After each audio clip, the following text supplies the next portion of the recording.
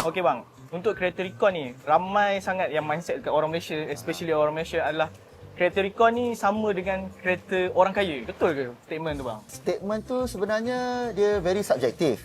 Kalau kita nak cakapkan pada orang kaya ni sebenarnya ikut pada kemampuan. Ikut kepada kita punya poket sendirilah. Tapi sebenarnya kenapa kereta Recon? Kereta Recon ni memang kena wajib ada dekat dalam kita punya industri Malaysia. Okey. Sebab sebab dia utama dia adalah kalau kita tengok banyak-banyak local brand ataupun daripada brand-brand antarabangsa yang ada dekat Malaysia, okey, diorang akan buat masuk certain model. Tapi kenapa kita ada kereta Recon ni, dia ada model-model yang lain. Dan juga kita ni ada lebih kurang dalam 32 juta rakyat Malaysia. Diorang memang ada banyak pilihan. So sekarang ni wajibnya kena ada kereta Recon ni sebab pilihan dia memang lebih besar.